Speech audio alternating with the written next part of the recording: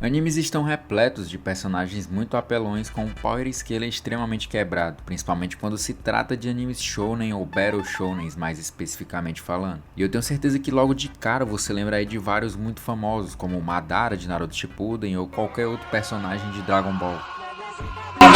E é comum que todos os universos de anime tenham esse tipo de personagem, para que seja criado um teto de poder, uma referência de até onde aquele universo fica limitado, ou até mesmo pode ser um referencial do próprio protagonista, de até onde ele ainda pode caminhar para poder chegar no nível mais alto. E quando esses personagens que têm esse nível absurdo de força, eles estão ali do lado dos vilões, é mais fácil de desenvolver uma narrativa coerente através deles. Porque pensa comigo, quando você tem um vilão extremamente poderoso numa história e os personagens precisam de alguma forma para poder deter ele, o autor ele vai tirar alguma ideia da cabeça onde os mocinhos vencem no final. Seja uma nova transformação do protagonista, ou uma técnica que ele acabou de aprender também, ou até mesmo vencendo com a inteligência mesmo. Isso se torna um pouco mais tragável para nós telespectadores, porque querendo ou não a gente está acostumado a ver o vilão perdendo desde sempre. Já é de praxe desses animes shounen a gente já entrar no anime e já começar assistindo ele sabendo que o vilão ele vai perder, em algum momento ele vai perder, tá ligado? A conclusão da luta até pode ser ruim, com um furo no roteiro ou com uma solução preguiçosa, mas em maioria o resultado não muda. Agora, quando nós temos personagens extremamente fortes do lado dos heróis, a história vira outra, porque é onde as soluções baseadas no roteiro e não na lógica começam a ficar mais evidentes. Supondo que um novo vilão surge para poder fazer frente com o protagonista e ele claramente é uma ameaça a todos que vivem naquele universo. Só que é perceptível que ele não é páreo pro cara mais forte do lado dos heróis. Então, o que é que o roteirista vai fazer? Criar uma situação onde esse personagem super forte do lado dos heróis fica invalidado de alguma forma. Nós sabemos o quão foda esse personagem é e o potencial que ele tem, porque todos os outros personagens criam essa aura em cima dele, mas sempre quando precisa dele, o personagem fica de escanteio. Citando um exemplo claro dessa ideia, é o velho Yamamoto de Bleach. Durante todo o anime a gente ouve os outros Shinigamis repetirem o título que ele possui, o título de O Shinigami mais forte, nascido em 1000 anos. Em 1000 anos nunca nasceu um Shinigami tão forte quanto ele, tão forte ao ponto de que somente com a Shikai ele era capaz de lutar contra 2 capitães sozinho, tá ligado? Então o título não era à toa, tanto que a gente demorou muito pra poder ver ele usando a Bankai de fato, porque a Bankai dele tinha aquela parada de pegar em área, então ele não conseguia usar essa Bankai se os aliados dele estivessem perto dele, próximo dele, porque senão eles iam morrer. Só que a parada é que sempre que a Soul Society ela precisava do Yamamoto, ele não conseguia demonstrar essa imponência toda que ele tinha. Eu acho que o Kubo se empenhou tanto em criar essa aura em volta do personagem que ele se esqueceu de como fazer pra pôr isso em prática. E também como o personagem ele era absurdamente forte, ele acabou entrando em uma sinuca de bico e ele ficou muito limitado com esse personagem. Teoricamente, em um combate 1x1, nenhum ser vivo ganharia do Yamamoto lutando com tudo no máximo, mas na prática não é bem assim. Na luta dele contra o Aizen, ele teve a Zanpakuto dele selada por uma espada que o Aizen criou especificamente para poder lutar contra ele. Ele acaba perdendo essa luta porque ele estava usando apenas as mãos para poder lutar. Mais na frente a gente tem a luta dele contra o Yorohabara, né, que é o atual arco que a gente tá, o arco da Guerra dos 1000 anos. Nessa luta ele finalmente consegue usar todo o seu poder, mas no fim era só um clone criado pelo Yorohabara para poder enfraquecer o velho e assim assinar o atestado de óbito dele. Então, querendo ou não, Yamamoto morreu como um personagem inútil por conta desse nerf que deram nele. Um capitão tão experiente como Yamamoto não perceber que aquilo era apenas um clone não faz o menor sentido. Teoricamente essas coisas precisam acontecer para que haja essa necessidade de um herói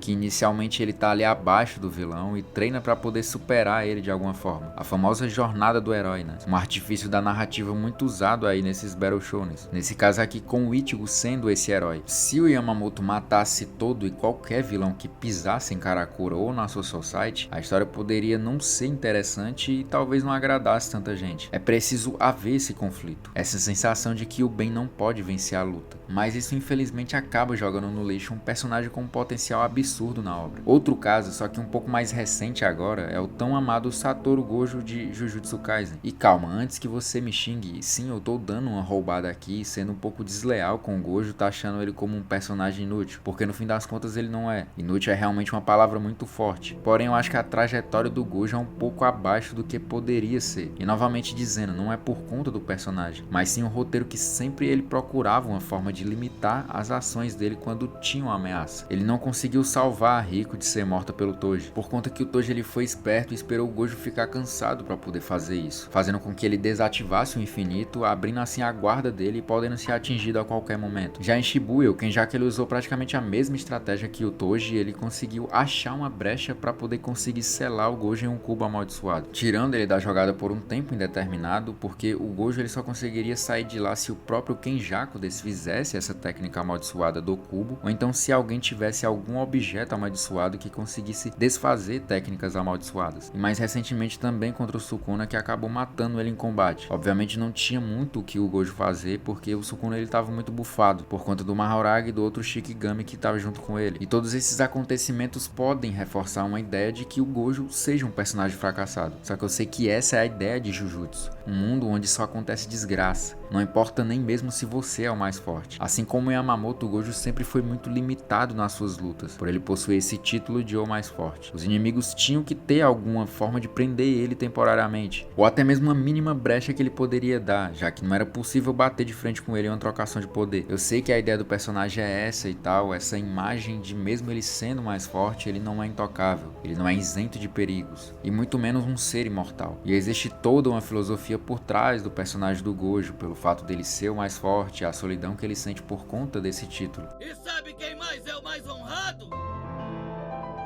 Massa imaginária, vazio roxo. Mas não muda o fato de que sim, ele falhou em diversas missões importantes e não conseguiu manter a sua palavra pro Itadori de que ele conseguiria derrotar o Sukuna. Então no fim, esses personagens com poder absurdo acabam sendo inúteis para a narrativa, já que não faria sentido haver uma história onde o vilão é morto tão facilmente assim. Não uma história que se leva a sério, porque tem casos como o de One Punch Man, onde o Saitama é o homem mais forte da Terra e ele realmente derrota todos com um único soco. Basicamente é uma sátira desses animes shonen comum, mas óbvio que não é como se esses personagens não devessem existir também. Eu não tô dizendo isso, mas usar uma solução safada para poder invalidar o cara também é sacanagem. Óbvio que tem obras que sabem executar essas soluções no roteiro de uma forma boa. As de Jujutsu, por exemplo, elas são boas, tá ligado? São bem legais, dá pra poder aceitar tranquilamente. Mas tem outras que também não descem nem você tomando, sei lá, 1 litro de sabão líquido. Que é tipo o caso lá de Akame ga Kill, onde a Akame ela tem uma espada que com apenas um corte ela pode fazer o oponente dela morrer com uma toxina que é liberada da lâmina lá da espada. E no anime inteiro praticamente ela não consegue arranhar ninguém com essa espada de merda. Em uma luta de espadas onde a Akame é uma assassina profissional, ela não conseguir nem encostar no cara, mano, pra mim é putaria, tá ligado? É no mínimo duvidoso. Mas enfim, pessoal, o vídeo foi esse. Por favor, não venham me xingar aí nos comentários pela minha opinião. Se você tiver a sua opinião aí, você discordar, você pode muito bem chegar aqui nos comentários, na aba de comentários, e comentar e falar o porquê que você discorda, tá ligado? Mas é isso, rapaziada. Faz o de sempre, tá ligado? Se inscreve no canal, deixa o like. Muito obrigado por terem chegado até aqui. Valeu e falou.